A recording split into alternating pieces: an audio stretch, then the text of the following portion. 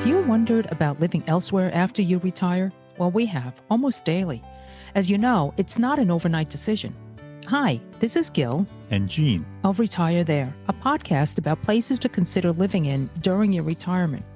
We started this show for selfish reasons, because we will be retiring in the next few years, but we're not sure where. Then a light bulb went off in Gene's head. What are others doing? With so many baby boomers retiring, there must be many relocating. So we decided, let's connect with them and pick their brains. But first, a little background. I'm Asian, born in Brazil, and grew up in Flatbush, Brooklyn. I'm an engineer turned attorney and practicing higher ed law at a college who loves working with students, faculty, and staff. I am not Asian. Born and raised in Long Island, New York, a place I always wanted to leave. Aww. I am a law librarian working in a court who loves his job. We've lived in Bay Ridge, Brooklyn, New York for many years, and have been thinking about our future home. So we'll be speaking to folks from around the country, and now around the world, who have moved to venues of their dreams and more. And we will share their stories, and we will share their intimate secrets. No. I'm just kidding, Gene. But we will provide information that you may not find anywhere else. So stay tuned.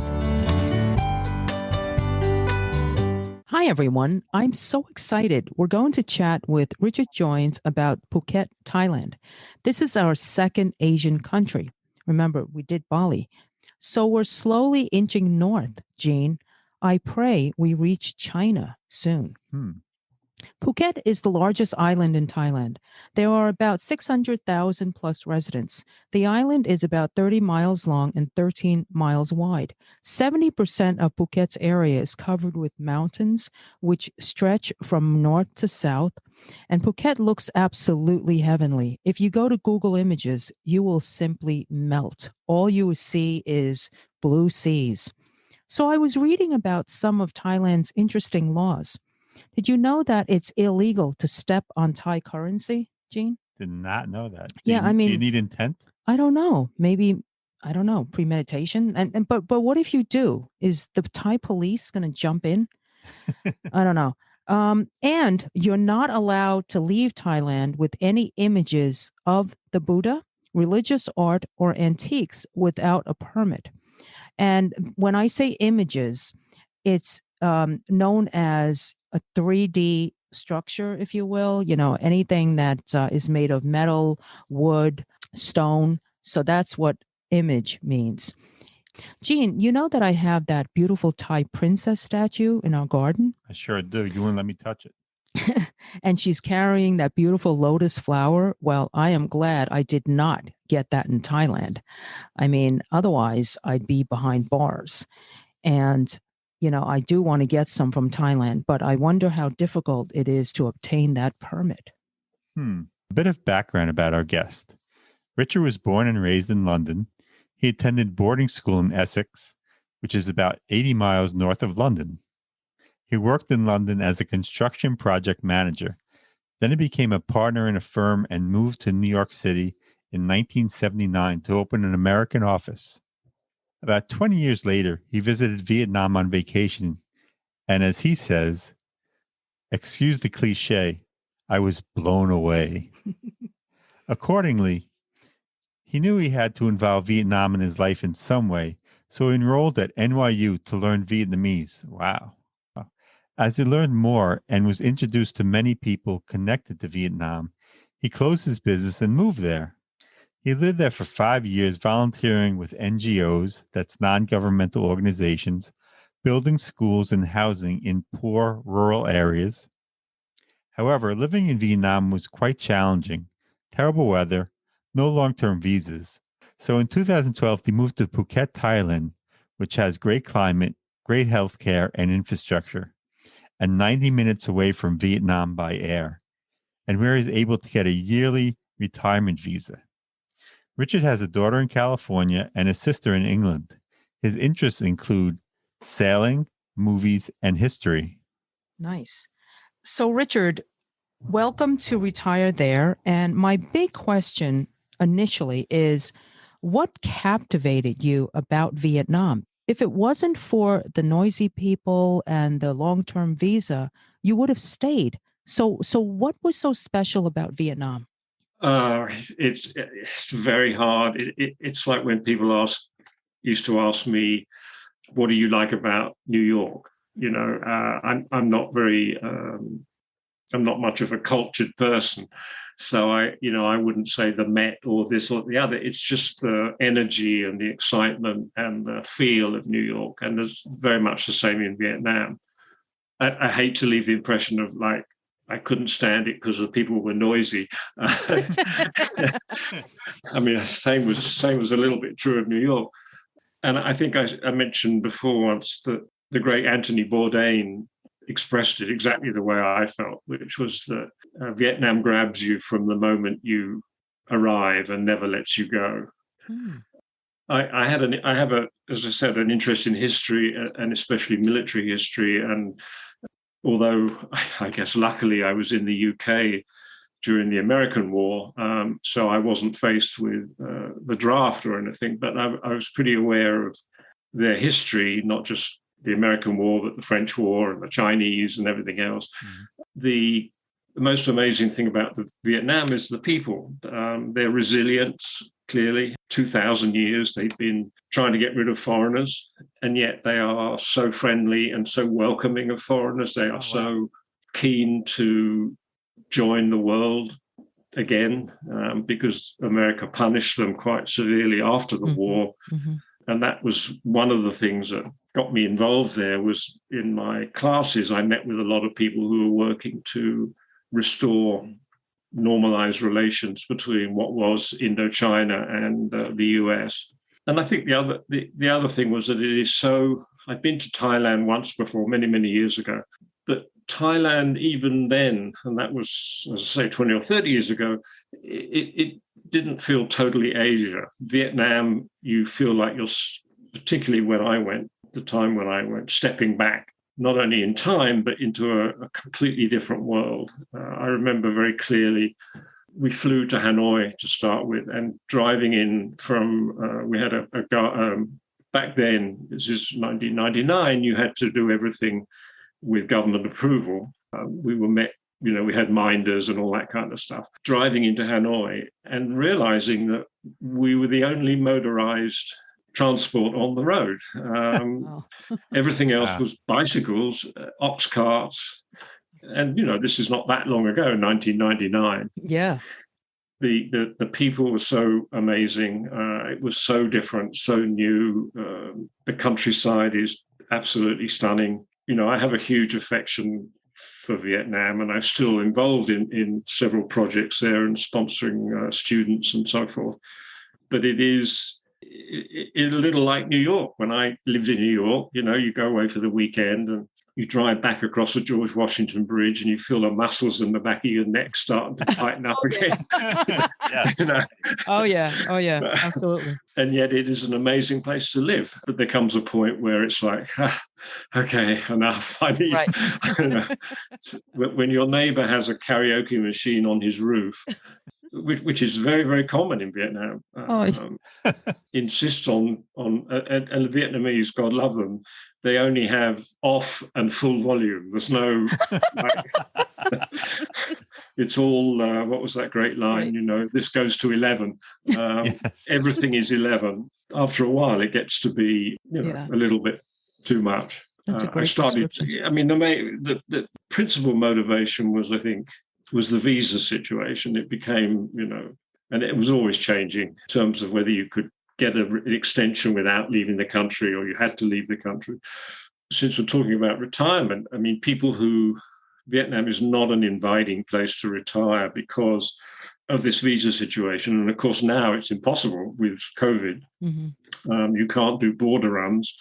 The same is true of people who are living full-time in Thailand. You can get a retirement, what they call a retirement visa. It's not, strictly speaking, it's not a visa.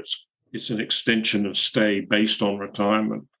You have to be over 50. This is Thailand now I'm talking about. You have to be over 50, and then you have to meet certain financial requirements, there are two options. You either have to have a fair amount of money, about 800,000, close to $30,000 in a Thai bank you've got to have $30,000 for, I think it's 2 months before you apply for an extension, and then leave it there for 3 months after you've applied for an extension, after you've got your extension.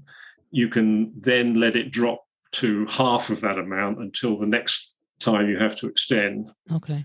The alternative, you have to have income from overseas of 65,000 Thai baht, which is about $2,000.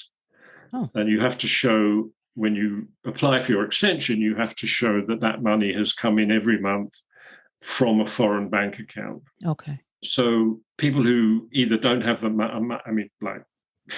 this will come as no surprise that there are ways around it if you employ an agent for an ungodly amount of money, or you do what a lot of people who can't meet the requirements do, which is to come in on a tourist visa and then do a border run. You literally go to the nearest border, and for Phuket, that's actually Myanmar, which is not a great place to go right now, or to Malaysia, and then or Laos, and literally, you walk across the bridge in Laos, they stamp your passport, you walk back again, and you get another.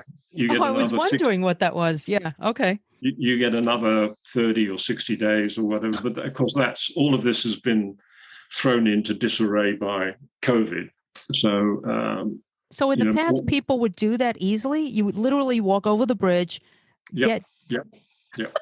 I mean, I haven't done it, but I've been up there. I went up there with a friend of mine who was doing it. We had breakfast. He walked across the bridge, and by lunchtime he was back with a new visa, and that was that. That's a serious loophole. Yeah.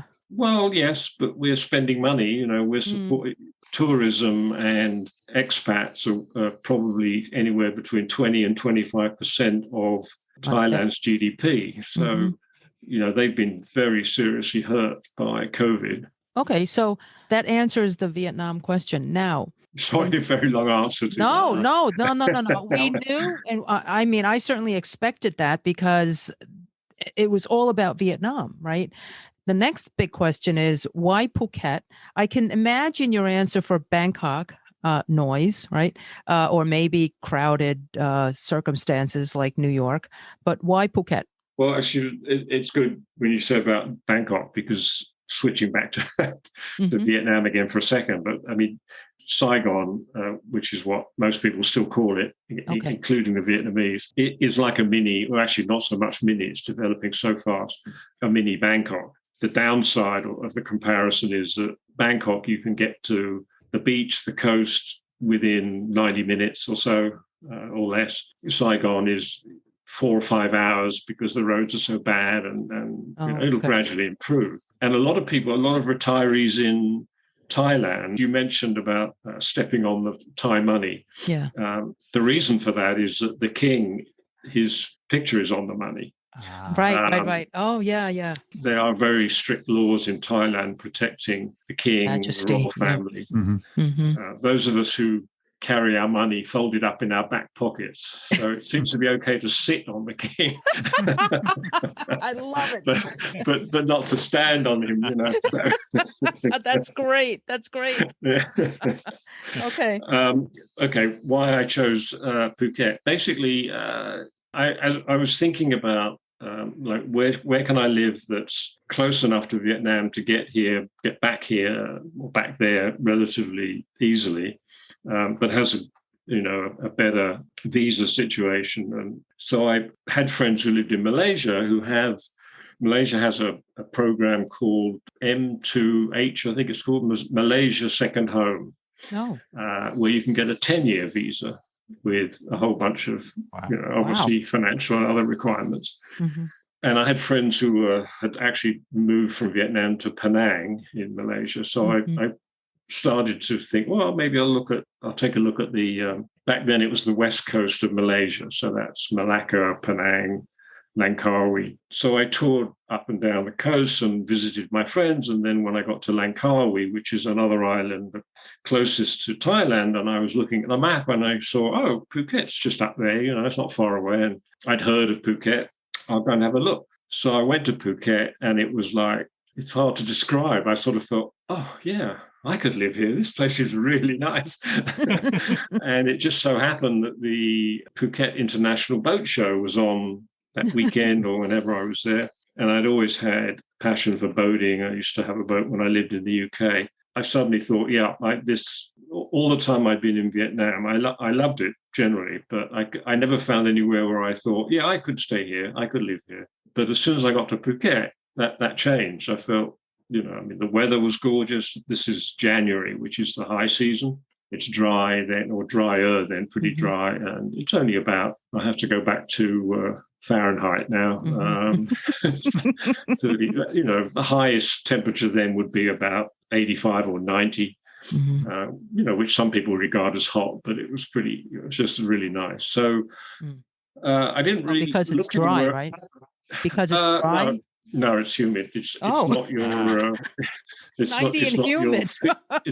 not your Phoenix, 120, but it's dry. So you're right. It's still 120. Yeah, I don't buy that. Yeah. And I didn't sort of search then all over Thailand to see whether this was the right place. I wasn't kind of that organized. It was just like, yeah, this feels really nice. I mean, subsequently, obviously, I've been around Thailand a bit. It's actually confirmed that I'm in the best place in Thailand. Oh, nice. In my view. I mean, the places that expats are attracted to generally are not that many. I mean, there's a lot of expats in Bangkok, but they're mostly working. Yeah. I'm not sure what the numbers are, but I don't know that many people retire to Bangkok. They tend to be either in Phuket or in Chiang Mai in the north, or a place called Hua Hin, which is about it's on the coast, about 90 minutes south of Bangkok. And I did go and have a look at that after I'd moved to Phuket, but it wasn't nearly as nice in my view. I mean, everybody has a different... Sure. I mean, Chiang Mai is beautiful, a lot of very fascinating temples and architecture, but it gets pretty cold in the winter, a bit like Hanoi, which you wouldn't imagine gets to be 12 degrees centigrade, which is... or even colder. It can be zero in the north of Vietnam and in north of Thailand, because not that far away. And it's damp and cold. And then in the summer, it's incredibly hot, although there you go. Relative to what's happening in the southwest of the US right now, about the same, only humid. It's going to be 40 degrees, 45 degrees centigrade, but humid. Now, Phuket has, I sound like the tourist authority of Thailand, has everything you need. It has it has some of the best beaches anywhere. You mentioned the mountains. It has mountains. The downside is it's becoming so, or at least before COVID, so developed. It's going a bit the same way as Bali, where each town kind of blends into the next one, or should I say bleeds into the next one. Yeah. But there are areas where you can, once you live there and you find your way around, that there are places you can go that are more isolated, but it's got great beaches. It's got tremendous healthcare, great shopping centers. I think I said in my reply to you, it's got great infrastructure, although it's getting a little bit too much infrastructure. A lot of that infrastructure now is looking very empty because of COVID and everything else. So God knows what's going to happen to it.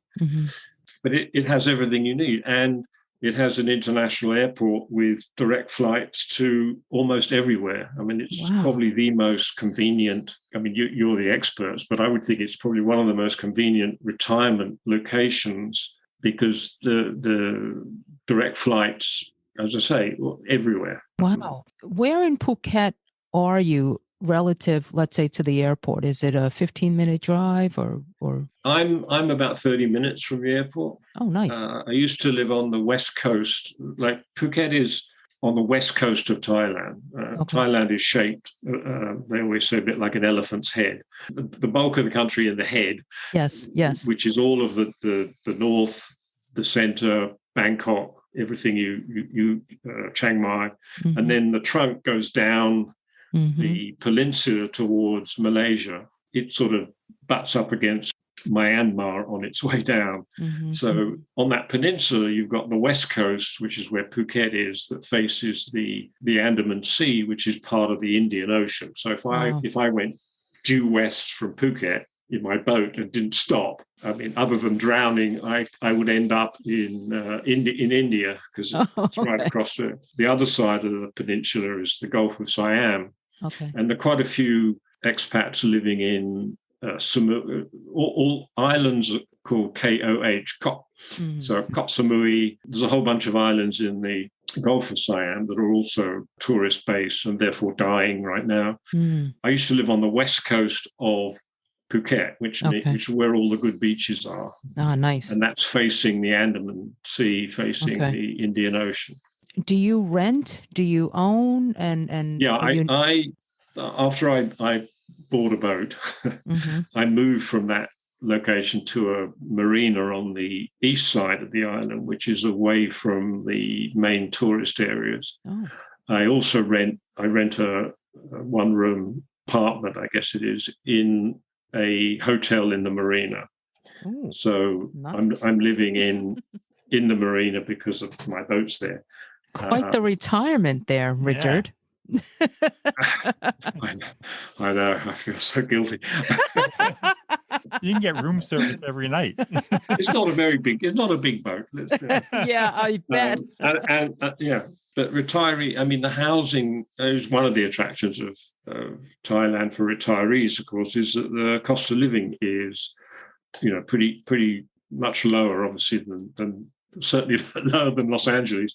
Oh, that's right. You're coming in from LA right now, visiting your daughter there. So right. So can you give us some actual figures? Obviously we shouldn't compare to LA or Manhattan. A one bedroom, what might that be? People tell me I'm crazy because I live in a one bedroom in a hotel and it's relatively expensive. But my friends who are retired there, you can rent a 2-bedroom, 3-bedroom house for anywhere from $300 to $500 a month. Wow, that's great. Yeah. And Phuket is the most expensive place in Thailand. So $300 to $500 US dollars a month. Yeah. Nice. Okay. I'm sorry, I cut you off. No, and very good quality housing. Condominium apartment is probably going to run you more. Again, it's like everything else, depending on the location. Can be up. Well, I mean, there are villas. There are 5-bedroom villas with a pool that'll run you $1,000, $2,000 a month. What's the difference between a villa and a non-villa? Because we hear people use that about $1,000. About $1,000. It's just the way they could charge you more. Yeah. What is that? Is a pool or? Yeah, it's a really good question. I don't know what is the difference. Usually, villas have pools and have more than 2 bedrooms, and they tend to be in either in hotels or in more luxurious developments. Okay. I lived on the boat for a year, but that must be nice. The Thai immigration don't accept a boat as a as a permanent residence. You have really? So I had to rent a room that I never used. For about a couple of $100 a month. I had an address somewhere, so that when I got my visa, and the Thais are they're very bureaucratic, and they're always changing the rules about what paperwork you have to have, and you have to have a picture of you standing outside your address with the number visible. So anyone can do that? Well, my where I live it has the number of my room, but not the number of the street address on my front door. Right. So, and you can go and stand outside anybody's house and exactly. take a picture. Exactly. Okay. I always wanted to find out where the immigration guy lived and take a picture outside his house and see if he recognized it. Oh, that was good. So have you taken your boat to another country, and is that doable? I mean, given that all things in this discussion are subject to COVID. Pre-COVID, yes. Pre-COVID, yes, very easily. And in fact, my boat is registered in Malaysia. Previous owner had it registered there. I don't want it registered in Thailand, or if I re-register it in Thailand, I have to pay value-added tax. So technically, the pre-COVID, once a year, I would have to take the boat back down to Malaysia, which is only a couple of days away. Log myself out of Thai waters and log back in again. COVID has actually trapped quite a lot of people in Phuket, because Phuket is a fairly major center for sailing, because the waters around the island are so beautiful. A lot of little islands that are even more spectacular than Phuket. And I have quite a few friends now who have been there since March of last year. Wow. Phuket has lots of very highly qualified boat maintenance people and improvement. A lot of people come there to get like new teak decking put on or whatever. And they got stuck because all the borders shut down in March, April last year. I have friends who sailed from Australia, from Europe, and they're faced with the problem of, what do we do? Do we leave the boat here and hope it's okay for God knows how long and go home, or do we stay here and we have to keep getting extensions on their visas and so on? It was very easy to sail to Myanmar, for example. That's only a couple of days north, but again, you don't want to go there right now since the coup. To go anywhere else like Vietnam, you have to go all the way around Singapore. So it's a long, long way. Oh, wow. Yeah. Interesting. Singapore's about 4 or 5 days sail away. But but the idea is to try and restart tourism, particularly in Phuket, because Phuket relies, I think last number I saw, 96% of its income is tourism. Wow. So you mentioned about 600,000 people living there. There aren't 600,000 people living there right now. A lot of the Thais have gone home. A lot of the people who work in Phuket, particularly in the hospitality industry and other areas, they don't live come from up the north of the country, which is very poor, basically just rice growing, not much employment. So they come to Bangkok or Phuket to work. They've all gone home because there's no work. So you learned Vietnamese. Did you learn Thai? I'll take a step back and say, to say I learned Vietnamese is a little bit of an exaggeration. Vietnamese, like Thai, is a very, very, very difficult language. It's a tonal language, meaning there are 5 tones. Like rising, lowering, rising, then lowering, then rising, and all like Chinese, 5 words could be spelt the same, but depending on your tone, could either mean your mother or something much worse. The great advantage of Vietnam is that they use our alphabet. It was introduced to them by a Portuguese originally missionary. So they use and I'm a very visual kind of person. So if I can see how a word is spelt, I can kind of sound it out. Plus, they have little marks that show whether it's rising or. Thai is hieroglyphics. It's all one long. They have 44 letters in their alphabet. They don't have gaps between the words, so a sentence will be an entire string of and if you get given some paperwork, sometimes you're turning it around to see which way up it's supposed to go. I hear there's less than 3,000 words. Does that make sense? Yeah, I haven't heard that, but I wouldn't be surprised. Yeah. I was reading like 2,800, 2,900, but no more than. I mean, I did take Thai lessons for about the first 6 months, and people had said to me beforehand that the best way to learn to speak Thai is to learn to write it first. Oh. But then I thought, this is like, you start off learning, obviously simple things like, do you want to go to the beach, and how are you and how old are you and all. And you come up against the usual problem is if you say something to a Thai person or Vietnamese in their own language, assuming that, I found in Vietnam all the time, they don't expect you to speak Vietnamese. So when you do, their first reaction is that some kind of English I haven't heard before? Even though my pronunciation, I was told by my Vietnamese friends, was really good. It's the most frustrating thing in the world because you'd be sitting with a Vietnamese friend or whatever, and you say something, and whoever it is you're talking to, the waiter or whatever it is, will go, and the Vietnamese person will say it exactly the same way. Oh, interesting. Your friend, and then the other person will go, oh, is that what, well, that's what I said, Right. And also, if you're a male, I understand you have to end in this particular word, and then if you're a female, it's ka. So I found that the female was easier. Well, the male is krup, which is in our phonetic spelling would be KHRUP. Right. But the Thais have great difficulty to say the R word. If you're a linguist, it would be fascinating to understand how the Vietnamese, for example, have no problem with the letter R. So krup becomes cup. So Vietnamese would say cup. So, and the word for foreigner, the slang word for foreigner in Thai is farang, Farang. And there's a lot of discussion about where does that come from and is it an insult? A lot of expats get all bent out of shape because they think it's an insult, but it's not really.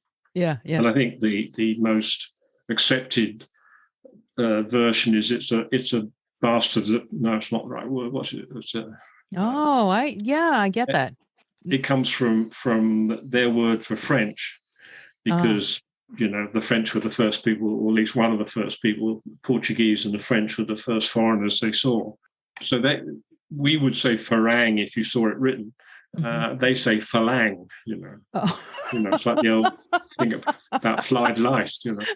So you end up saying cup instead of krup. Okay. But that's very formal. Where you're supposed to end every sentence with that.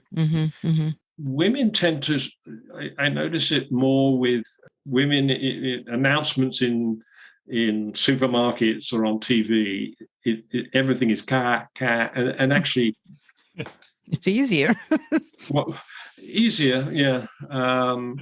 Anyway, I did take classes for 6 months or so, but I soon realized that you talked about 3,000 words. I think the general rule of thumb is that you need about 2,000 or 3,000 words to be able to converse freely. Yeah. And we got to my age, and if I learned 1 or 2 new words a week, I figured it's going to take me 20 years to.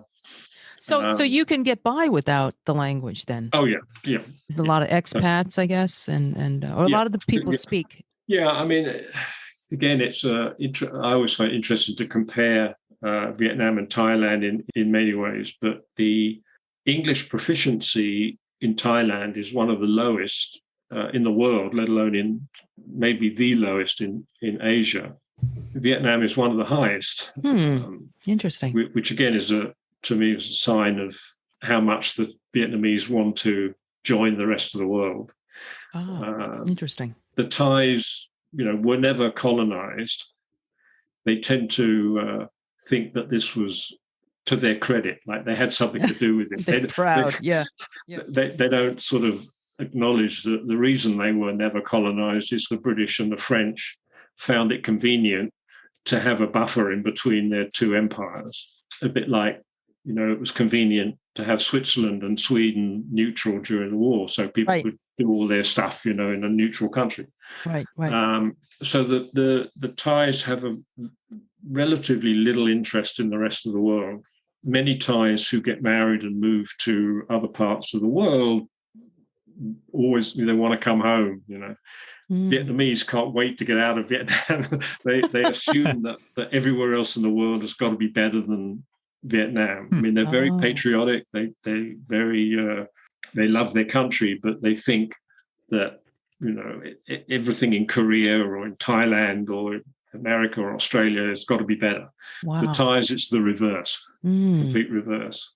Talk about the healthcare. You said it was great healthcare, and what does that entail? Yes, I mean they have 4 or 5 top-notch hospitals. 2 or 3 of them are government-run.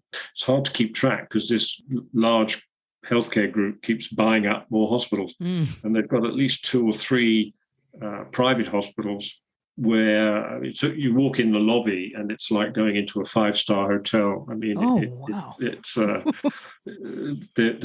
somebody will greet you, will take you to wherever your appointment is. Some of the best coffee to be had in. Oh wow! It's called Bangkok Hospital, but it's Bangkok Hospital Phuket. A lot of the doctors have been trained in the West or have spent time in the West. I have a cholesterol, like a lot of people, a cholesterol issue.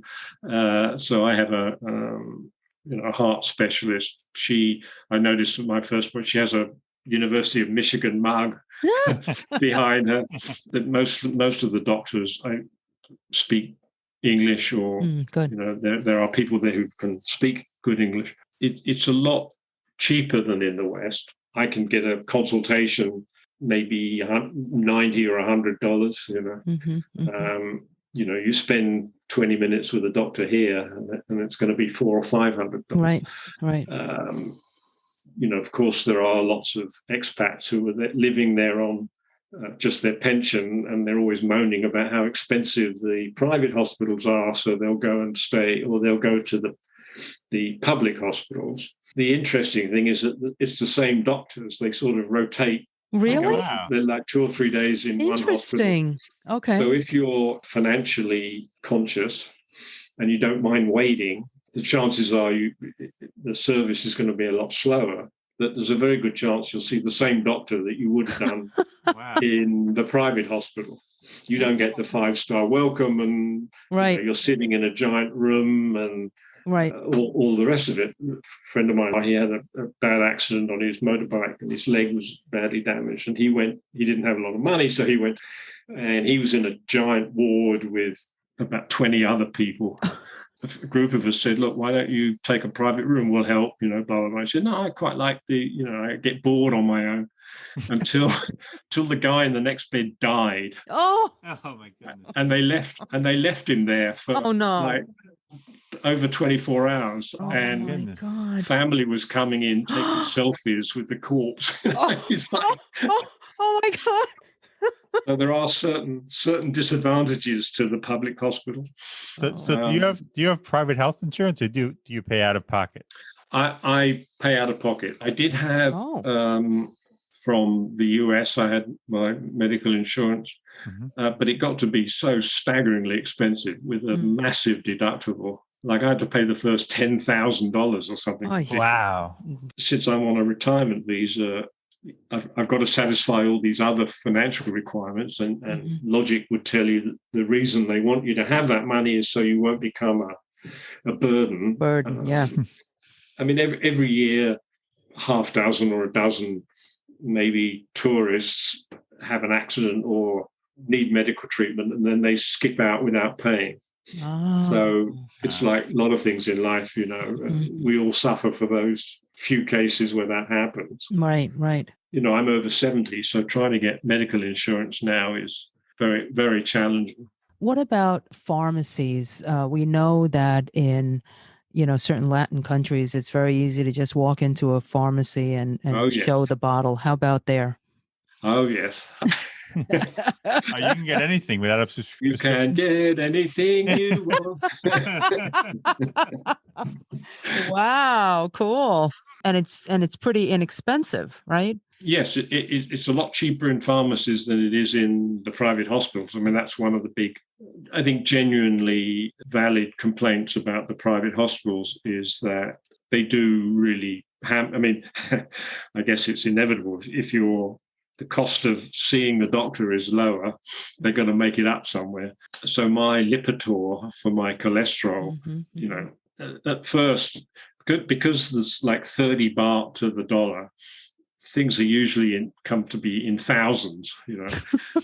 It's not as bad as Vietnam, where there's like 15 or 20,000 Vietnam dong to the dollar, so everything there is in millions. Oh, when you see lots of zeros, you sort of think, "Oh my God," you know. But then after you figure it out, you think, "Oh, okay, it's only $60 or whatever." You know? Right. It's like breakfast in Venice for one person. Right. The Thai baht is a little more manageable, although the euro or the pesos can be a little confusing too sometimes. Yeah. Mm-hmm. In terms of the hospital and the pharmacies, and do you have a regular primary physician that you can easily get an appointment with, or is that like a wait? It's an interesting. I don't know that anybody has a GP. Interesting. Pretty much people go, you know, for whatever specialty they need.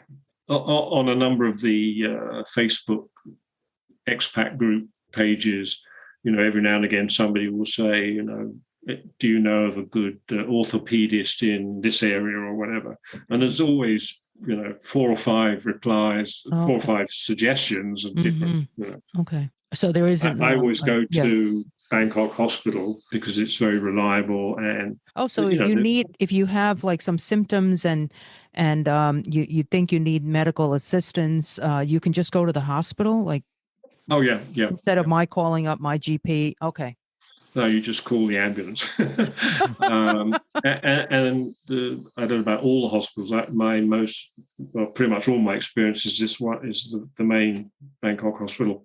Okay. It's called Bangkok Hospital, but it's in Phuket. Everything is on the computer, all the different. So all my specialists for all my for all your ailments, you know, and I regularly see the lady I mentioned who went to University of Michigan. You know, she'll pull up my records and see that I've got an appointment with, I've got a hand issue, and when you come in for that, come and see me, and you know, and they've got everything in one place. So okay. It's very efficient, very good. All right.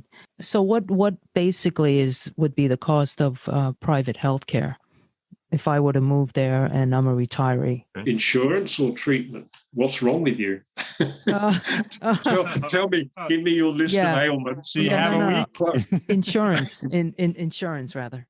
If you're a retiree over 70, I honestly don't know what most people self-insure, to be frank. My friends who are retirees, I don't know anybody who's got a Thai medical insurance. Okay. policy. Oh, interesting. Okay. Yeah, I have a question. So your daughter's in California. Forget about COVID. How often do you go back? And did you ever think about retiring there? Pre-COVID, I would come every 6 months. To see my daughter, of course, but also because I'm not a US citizen. I'm a green card holder. You're not supposed to leave the country for more than 6 months. I would come back. So there was never any issue with losing my status. And how long would you stay in the States? 3 or 4 weeks, twice a year. Okay. I've thought about it. Then the question becomes where. I sort of fantasize about Taos or Santa Fe. Yeah. And then I look at the wildfire situation. And, and you go, no. and the water, the lack of water. And I guess I spent the last few years sort of thinking in 5-year dollops. I sort of think, well, you know, when I was 60, I think, well, you know, when I'm 65, I'll settle down, you know, you know, or actually 55 was when I guess I was 55 or so when I first retired. Wow. And every 5 years, sort of, I think, you know, I better decide where I'm going to end up. You know? And now I'm 72, so my next decision point will be 75. Can you talk about social activities? You know, you like sailing, and so you have a yacht, but what other activities might retirees enjoy in Phuket? Okay. All right. No one can see you, right? He's tapping one back. He's referring to something that's very liquidy. I'll be honest, when I first got there and I moved to this town, I lived in this town on the West Coast. There are a lot of bars, there are a lot of expats who spend most of their time. Breakfast is a beer at 8:30 in the morning. There is that side of Thailand. I mean, it's no secret. Oh, day drinking, wow. Yeah. Social activities. Museums, the Big Buddha? No, there's no museums. I mean, there's a lot of tourist-related temples, places, But I mean, expats don't really go to the temple that often. There are cricket clubs. There are that's a game, by the way, for New Yorkers. No, my father played. My father's from the West Indies, so he played cricket. Okay. What about pickleball? Have you heard of pickleball? No, I haven't. Oh, good. That sounds like something that will go down big in Thailand. Okay, you'll have to Google that. It's a very big competitive sport in Florida.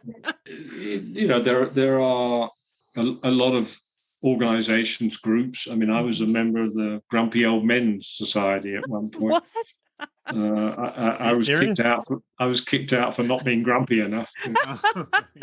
Are you serious? No, there's a whole chat all over. I mean, it's a bit like a round table. There are groups all over the place, apparently. I'm not sure if it's still going in Phuket, but there are, chambers of commerce. I mean, although I'm not working, I will go to chamber of commerce events, if I have an interesting speaker. And I mean, most people that are in Phuket who aren't there for the beer, are there for the beach, to be honest. Yeah, sure. A lot of people do hiking and bike riding. Oh, right, hiking. Off-road vehicles. Sailing is big because it's an island and there are lots of beautiful little islands all the way around. Shopping?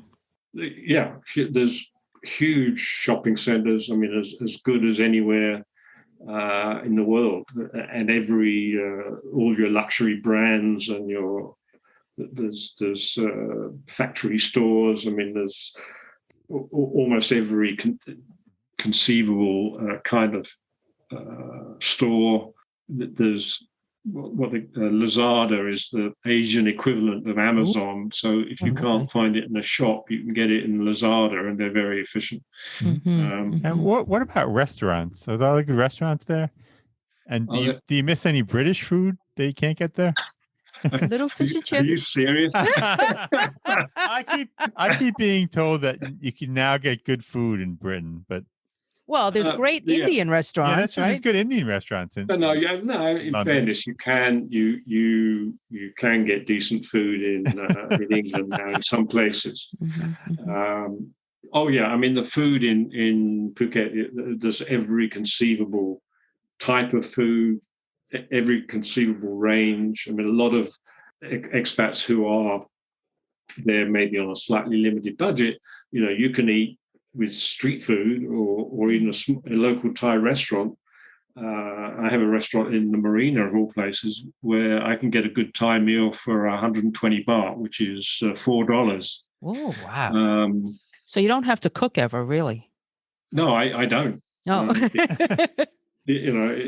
I'm lazy, and it costs you more to buy the ingredients than it does to go. Because if you buy all the ingredients, you don't use them all for one meal. Right. That's my goal, not to cook. How's the fish? Are there good fish restaurants there? I can imagine. Yes, yeah. I mean, there's lots. I mean, again, it's an island. There's lots of fresh fish. You can. One of the joys of where I used to live, and you can be almost anywhere in the island. You're only 30 minutes from everywhere else, unless you live in right down the end. The southern end is probably the biggest concentration of expats because the beaches are not quite as good, so they don't get so many tourists. They get mostly expats. one of the biggest joys will be where I used to live, and I can get back there in about 25 minutes by motorbike now.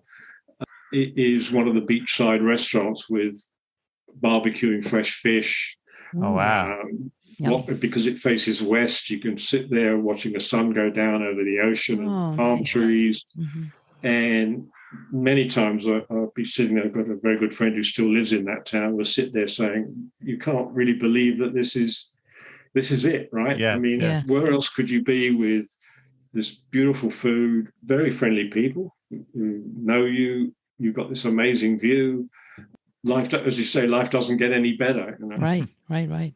So I have a question, actually, some information to share for the listeners who actually think of Thailand as a tourist vacation, but they want to bring back items. Okay.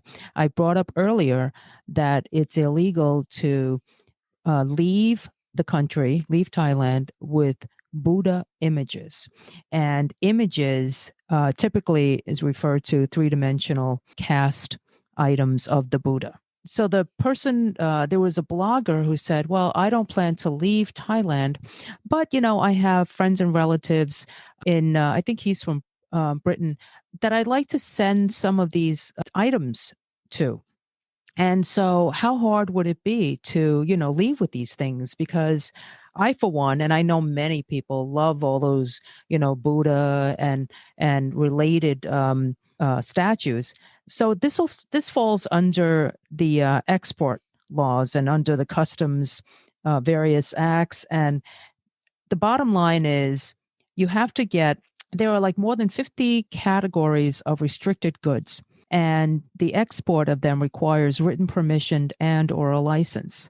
If you're caught with any of these prohibited items, the government could either confiscate them, issue a fine, or possibly imprison you. So we want to avoid all that. And the items include obscene objects. I'm not sure what that might be. Pornographic materials. Oh, think about it. I'm sure you could think.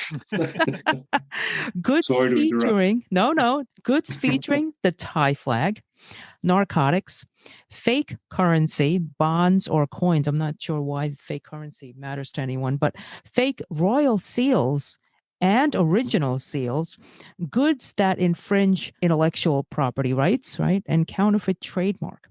Now, I know in addition to the above, the government does place particular reverence on all items of the Buddha. As a result, it strictly prohibits the export of any and all Buddha items without written permission or the license.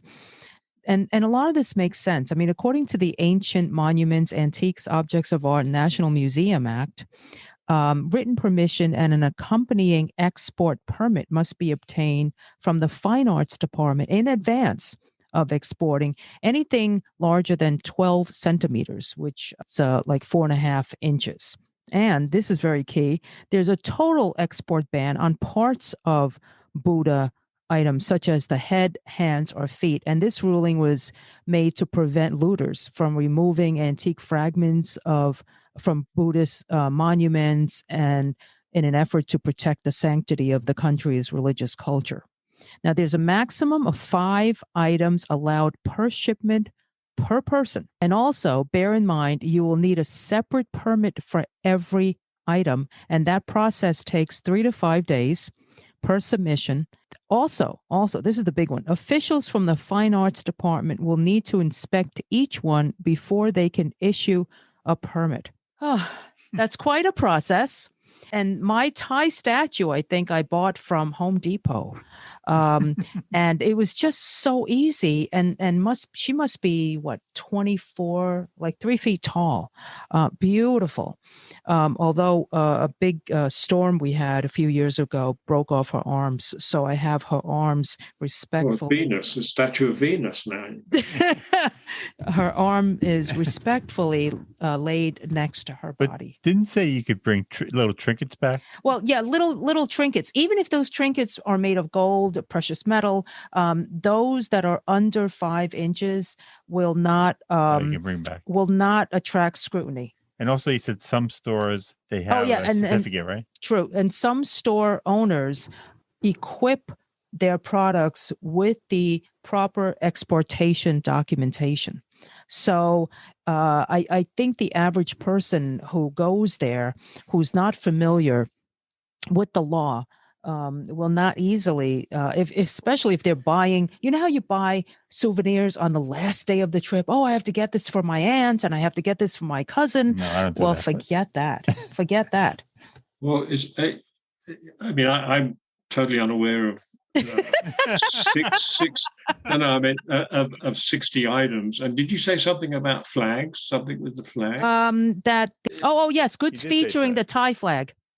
I've never heard of that before. I mean, there's a big sign when you drive onto the island from the airport. There's a giant hoarding saying, it's an offence to export images of the Buddha. Oh. I've never actually seen any place where you could buy images of the Buddha. So it would be kind of black market. I don't know how a regular tourist would find any of these things. I've never heard of it being illegal to remove the flag, an image of the flag, or any particular reason why you'd want to. I'm not sure it's a huge issue. Yeah. I mean, I don't know how much of this is enforced, right? I don't. Probably if you put it in your suitcase, who knows? I mean, Thailand is Thailand. I doubt whether, even if they x-rayed your bags, the chances of the guy looking at the x-ray being awake are pretty slim. No, that's a good point. That's a very. I'm not encouraging. Smuggling or. Of course not. Of course not. But as I say, it's not like the streets are lined with, shops selling. Because it's illegal. So there aren't. It's not so long as you comply. Well, as long as you don't take it out of the country, right? Right. If you comply with the paperwork, which, hey, listen, if I'm there, I'm going to know exactly what to do. You're going to go all the way to Thailand? You're going to worry about bringing food back? No. Look, I just want to, I was just shocked by some of this, and you have to respect the country. Remember, you are a guest. You are a guest. Yes. Yeah. Well, that's a very good, you bring up another one of my little bugbears is on these discussion pages on Facebook, people, there's one particular issue, doesn't bother me in the least, but pisses off a lot of people there, is there's a dual pricing system and foreigners pay more for certain things. The one that gets most people upset is national parks are like 40 baht, which is like $1.20 for a Thai person, or literally 10 times that for a foreigner. Is that right? Yeah, it's 400 baht for a foreigner, 40 baht for a Thai. So how do you prove that at the gate? You show your birth certificate? I don't know whether you ever noticed, but Thais and Westerners look a little bit all right, but what about me? I mean, I don't look like you. Yes, you. True. If and there are a lot of Chinese in Thai. Yeah, I mean, I don't know. I've never been into a national park with a non-Thai Asian person, and I mean, a lot of people will be complaining it's racist and blah blah blah. It's like, and then other people will say, look, you're a guest in their country, etc. Right. And my response to that is always, I'm a guest, but I'm a guest in the sense that a hotel has guests. You're paying quite a lot of money to live or go on vacation. True. So you should be in the same way that you should behave yourself wherever you go. I mean, unfortunately, it's true of every nationality. The British are probably worse than even you guys on holiday. Really? You think so? I don't think so. Well, I'm not gonna answer that. Yeah, we don't wear such outrageous clothes, on holiday. But we're really noisy, and the Brits get drunk, and all that kind of stuff. What a lot of people don't realise about the south of Thailand and Phuket in particular, it's basically Muslim. 75% of the people in Phuket are Muslims. Yes. Oh, wow. I knew that. The south is very Muslim, that has a number of implications, not least the call to prayer at 4:30 in the morning. You know, whenever you, the advice is if you're renting somewhere, go there for 24 hours and see what the sound of them. You know, I find it really nice. It's kind of almost it's very. It's kind of exotic feel about it. If it's a little bit quiet in the distance, you know. Right. Back to the main point is that it's Muslim, so they're not so terribly happy with, you know, rather overweight, usually Russians, shopping in their beachwear, in their bikinis and their little skimpy. Neither am I. I mean, I don't want to go shopping for food and be confronted by an overweight Russian guy with what they call budgie smugglers, you know. Wait, what? Bungee? Budgie smugglers. Budgie smugglers. Because I think it comes from Australia. I think somebody smuggled budgerigars in their underwear. So Australians call those little, what do you call those? Speedos? Sorry, say again? Speedos? Yes, Speedos, little Speedos, you know, with certain shapes to them, budgie smugglers. You've got a budgie in that respect. I agree with you 100%. If you're an expat or a tourist, have some empathy with the local population and the local culture. Yeah. You know, you're on the beach, sure, wear bikini or swimsuit, right. But when you're off the beach, you know, put your shirt on and whatever. Yeah. Right. That's another one of the laws, I think, or that you could get fined don't you have for. You have to have a shirt. You can't be shirtless, right? Well, that's certainly not enforced. You see a lot of shirtless people, and honestly, Thais as well as foreigners. I mean, Thais will, true. If it's really hot, there'll be men, obviously, will be shirtless. I was going to ask you that. Sadly, sadly, will be sitting outside, you know, whatever. Yeah. That whole guest thing, I mean, yes, it's true. You are a guest. So at least have some, I'm always very interested in where I am. I mean, a lot of people who go on holiday have absolutely no curiosity about where they are or what they're doing. Yeah.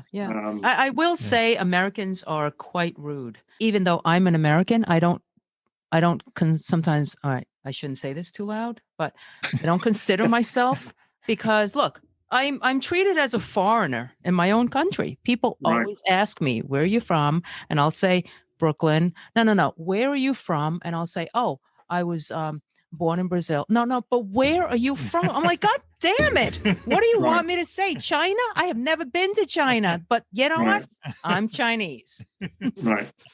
Well, yeah, I mean, that's become a big thing, obviously, recently in the US. The anti-Asian. Oh, the anti-Asian. Yeah. Ridiculous. No, it's not just ridiculous. It's outright horrible. Yeah, we've seen all these videos of these poor people just getting punched in the face. Right. I mean, I walk down the street and I make believe I'm fixing my mask just so that if someone comes near me, they'll get my hand before my, you know. Really? Really? Oh yeah. You're... I mean, you never know. I try to. I mean, I'm pretty assertive. I'm a tough Brooklyn girl. Look, you just don't know. The people that were caught on video, they were just one or two recent ones, simply walking down the block, and this guy came up and straight on out of the blue, just bashed her in the face. Well, there was a Thai man in, I think it was in San Francisco of all places, who was pushed over and died. He banged his head and.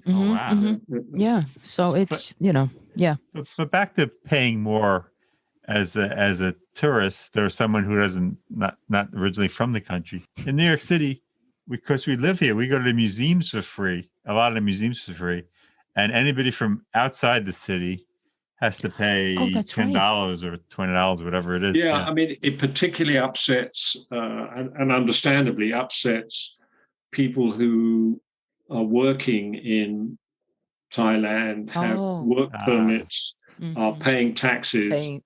Maybe they're married, they have a Thai family, and yet they're still treated as phalangs and have to pay more. You know. Okay. But as I say, it doesn't affect me very much. I used to volunteer when I first got to Phuket. I volunteered in a gibbon. It's called the Gibbon Rehabilitation Project, which is gibbon is a type of ape, and they used to be, or still are, used to a fair amount. Not so much in Phuket anymore as a tourist attraction, particularly the babies.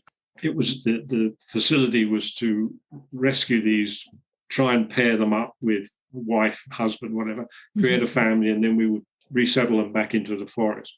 It's in a national park, so I had ready access to a national park without having to pay at all. But then I was working. Right. So, you did a lot of work to further the families. Yeah. Right. Yeah. Okay. But after volunteering at NGOs working for humans in Vietnam, I found working for apes to be a little bit easier. Gee, I wonder why. Yeah. Yeah, really.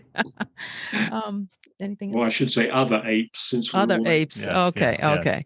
I think we've covered quite a lot, and you've given us the flavor of Phuket, which is really because we're this is our second Asian country I mentioned, and there's just so much we don't know and don't even know where to begin to ask. And part of that, I guess, is also the distance. I mean, my mom would fly to Shanghai, years ago, and it would take, 18 hours. So psychologically, it just feels so out of reach. But really, it's, we've done quite a few shows on Mexico. And to me, hey, that's a 3-hour flight from New York. So, I mean, obviously on the east side can be. So it seems so less mysterious to me. And especially since, even though as I mentioned, I've never been to China and I'm Chinese, but I will very soon. I just don't know that I've covered all the relevant information. But Richard, do you have any words? You raise a good point that retirees should consider that that most of my friends have relationship problems with their children, so they don't visit them. They don't have to come back here that often. I have two of my American friends there have kids, but they have communications difficulties. That you have to consider that if you have close relations with your relatives, you're absolutely right. It is a monstrous journey, and the older you get, the worse it gets. From my daughter in LA to Phuket is a 14-hour time difference first, so that's the first sort of thing to think about. The actual journey is anywhere from 20 to 30 hours. Actually 20, you have to be doing pretty well. And with that time difference, if you come back here to visit your relatives, you've got the first couple of weeks, you're some pretty serious jet lag. So it's not convenient if you either have to or want to come backwards and forwards. One of the interesting things about the COVID, this new sandbox thing and all this constantly changing regulations is it's brought out a lot of discussion on the internet, Facebook groups for expats about, I've had it with Thailand, Costa Rica is much better and Vietnam's going to overtake them and so on and so forth. That's possible. The Thais don't, despite being so reliant on foreign income, either tourists or expat, I don't even think they calculate how much we, the expat community, contributes. They think of tourists, of course, we Westerners think of tourists as us, Australians or Brits or Americans, whereas the majority of tourists are Chinese or Korean or now becoming Indian. The Swedes Scandinavians were a huge percentage of Phuket's visitors 5-10 years ago. That's now reduced quite substantially. Huge numbers of Russians. Come out on the Facebook pages about people saying other countries are more convenient, more this, more that. I can only speak personally. I mean, for me, both now and even more before COVID, it's the perfect place because it's so convenient to get back to Vietnam. Pre-COVID, we'll go back there 2 or 3 times a year. The climate is great. The rainy season is great because it rains for about 2 or 3 hours and there's no foreigners around. Nobody else comes there. Everything's cheaper and the roads are much less crowded and blah, blah, blah. The biggest disadvantage would be the distance. I don't know how long I will stay there, but I'm very happy there right now. Yeah. I wish I was back there, to be honest. I think my daughter wishes I was back there. Okay. No. I love you, Dad, but enough. No. You have your own room. You have your own room. So, Richard, this has been wonderful, by the way. Thank you for everything, all the insight. Well, if you think of anything else that you want to ask, please. I got to tell you, I'm surprised you're 72. I hadn't pegged that. You look 10 years younger at least. I'm serious. Moisturizer. Yeah, but the really, secret do you to use life. it? Do you really use it? Oh, okay. Because I don't even. Oh my God. No Botox. More Botox? Oh, really? No. Let's see. Okay, I can't really tell. It's all good quality moisturizer. Yeah, Gene. You better ask him what he's using. What? No, I'm just saying because you wanna age your skin well. Okay, I shouldn't talk. Well, it's certainly out there and on a boat. You got sunscreen. You got to be careful. You don't want to get skin cancer. Yeah. Yeah, I mean, a lot of, as you know, people, white-skinned people, when they get to the tropics, they think, "Oh, sun," it's just like it is at home. Like an hour later when they're fried bright red. It's pretty powerful. Yeah. Okay, so let's ask you our big ending question, like we do in all our shows. Any advice for future retirees who wish to retire at Phuket? It's a great choice. Or any advice about retirement? You said you retired early, so you're lucky. Do it as soon as you can. Don't listen to these people who say, "Oh, I don't know what I do if I retire. I get so bored." It's bullshit. It's great. Yeah. I don't understand those people. I don't either. No, I don't. But it's appalling how programmed we are, because even after I've been retired for 15 something years now, I still wake up on a Saturday morning and think, it's Saturday, I don't have to get up today early. And I think, wait a minute, I don't have to get up any day early. That's so What's so different about Saturday? Yeah, that's so true. I mean, my advice would be, give it a good 6 months. Don't judge it, particularly depending on where you. First piece of advice is choose where you go in Phuket carefully. Visit and stay there for a while in different areas to find, because if Thailand does have a well-earned reputation for certain activities. Oh, please. Oh, I was so concerned about that when we interview guests. We do a fair amount of research about the individual. Although, as I mentioned, you are quite off the radar. Find thing about me. And yeah. And we were worried about. We're like, oh, is this just one of those old white guys who go there and find some 22-year-old poor Asian female, and who has a sick buffalo and an uncle who's in hospital and a father whose truck has broken down. They have a whole book. They have a whole book of scripts. Yeah, so those activities, and you hear about it all the time, and it really belittles the Asian females of the world, which is just don't get me started. It's a disgust. That's all I have to say.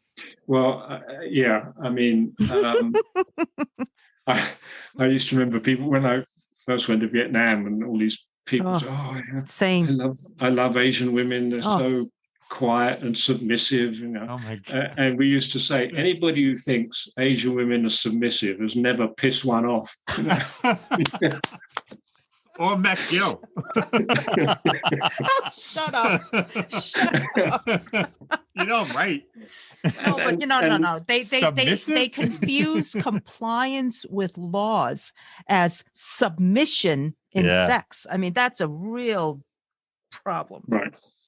I mean, that's I'm one of glad we're the. ending on this conversation, though. I got to tell you. Yeah. I mean, this may not be part of your. Well, just to get to wrap up that bit about advice would be: don't judge the island by the first place you stop, depending on where that is, of course. It's very, again, pre-COVID, because now all of that activity tends to be focused on the West Coast tourist areas. Now that's all stopped, and those cities, those towns are dying. I mean, it's like you drive through along the West Coast, and it's like a post-apocalyptic scenario right now. I mean, it's all the street lights aren't on. It's really terrible, and the people are. I mean, a lot of us have been getting together. You talked about social activities, helping to prepare meals. I mean, I've been working in the kitchens in a restaurant in the marina to make food to give to the local people because they're starving. Oh, nice. I guess it's true of any country. Is have a look around first, stay there for a while to before you decide whether you want to live there. And even when you decided, give it a good 6 months, because it takes a while to get the feel of a place. Right. Basically, Phuket has everything good and bad, everything you want or need. I mean, it's pretty, touch wood, pretty secure place. I mean, there's again, pre-COVID, I mean, there's been a little bit of an increase in crime recently, but nothing too dramatic. Right. I would say be very careful if you don't rent a motorbike if you've never driven a motorbike before. Don't use a motorbike. The roads are very dangerous. Are you in a gated community? No. I'm sorry. Yes, it's sort of. I mean, there is a security gate, but if it's raining, he doesn't come out of his hut. Oh, wonderful, wonderful. Good for them to know, the burglars. Yeah, I live in the marina, which is quite a large complex, so it is theoretically gated. It's not gated in the sense that there's a big gate with a lock on it, but there are gated communities if you want to be very secure. If you're worried about security, and you should be now, because people are suffering, you're better off renting in either a gated community or in a condominium building rather than a house. Even though a house, as I said before, you can get a 2 or 3 bedroom house for almost very, very little money. Right. Your security is going to be a little bit more questionable. I'm not aware of a security risk at the moment. Okay. Although I was just reading the other day that the number of guns per capita in Thailand is as high as the US. Wow. That's pretty high. That's shocking. I never would have thought that. No, and in a few road rage incidents that have resulted in shootouts.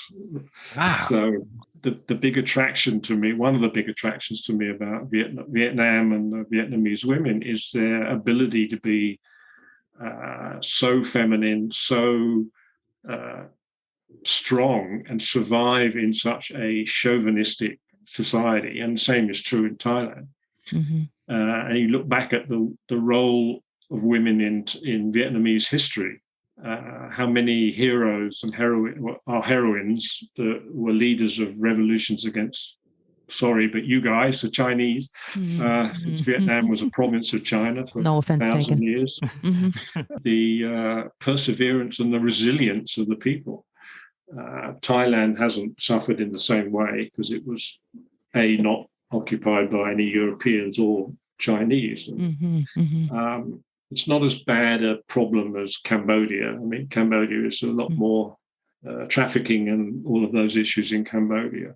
There are in Vietnam. In fact, I help support a group that tries to educate minority. There are 54 ethnic minorities in Vietnam, and it's a big issue in the mountains, particularly on the Chinese border, because China's running out of women, with the one-child program. Oh, God. There are too many men, so they just pop over the border and grab, a wife. Oh, my goodness. That isn't such an issue in Thailand. Thailand seems to be more, the trafficking from Thailand seems to be more come and work in Qatar or somewhere in the Middle East, sort of great job, massage, whatever it is, and then becomes a problem. But Yeah. it is possible to live in Phuket and not be close to any of the dodgy places. Yeah. Okay. On the other hand, there are some great beach clubs on the West Coast. If you want to, party on the beach, pay LA prices for a margarita, there are plenty of places like that. I mean, there's a lot of restaurant owners that must, in the good times, have made a lot of money because, a 5-star meal in Phuket is not very different to what it is here. Wow. Oh, wow. Interesting. But you can, as I say, you can eat in a less expensive, in a local place, or even in a middle, like a Western style restaurant for a fraction of the price. You've got the entire range of options. Yeah, and I love street food, so that's my way to go. Okay. Yeah, and the street food in Thailand, people don't get sick. Don't seem to. I mean, Vietnam, I wouldn't eat food in the street in Vietnam. Interesting. But in Thailand, it doesn't seem to be an issue. You don't hear of people getting stomach problems from eating in the street. Right. Okay. All right. Well, Richard, we thank you so much for being on our show. Thank you. It's been a lot of fun. Yeah. Same here. We'll stay in touch. If we should be interested to hear how I sound. You sound great, by the way. Love the English accent. Love the English accent. I'm amazed I've still got it. I mean, after 25 years in New York, I mean, other than a few words. I mean, well, I think it's it's where you're raised, really. Usually they lose a little. Yeah. No, not I found it I very quickly latched on to schedule and quarter and water. But the one that's thing not how you pronounce it anyway. It's not water. Water. Joyzy. The thing that really stuck in my throat that took me forever to get over was tomato. And I would go into a deli, in Manhattan or wherever, and ask for whatever it was with tomato, and then everybody go, "Oh, tomato!" So I had to force myself to start saying tomato. But there's so many Brits in New York. I mean, it's just yeah. Well, now it's lost its attraction. When I first went there weren't that many, especially out west. I remember going skiing in Colorado and with my then wife, actually my daughter's mother, and everybody was like, so there were like almost no Brits around. It was like really novel to have a British accent back then. Now, they're like, "Oh, James Bond." James Bond. Now, walking around LA, I mean, I hear nothing but English voices. Really? That's funny. I know. So we will be in touch. Okay. And if we make our way to Phuket, we will try to find you. I guess we'll have to say, "Hey, Richard, where in Facebook are you?" Or maybe we'll walk along one of the West Coast beaches and he's on the East Coast now. Oh, he's on the East Coast now. See, we can't find him. No, but I do. I go to the West Coast. Well, prior to COVID, at least once or twice a week, dinner with my friends. But I'm in Facebook under my name, so you better find me easily enough. Okay. We'll do. All right. Be well. Okay, you too. Thank you. Bye. Bye. We hope you've enjoyed this episode. If you know someone who's relocated for retirement and wishes to share their story with us, please reach out to us. We'd love to hear from you. Our email address is gg@retirethere.com. Our website is retirethere.com, and you may follow us on Twitter @retirethere_. Now, if you've liked our show, please subscribe and rate it in Apple Podcasts. In the meantime, be well.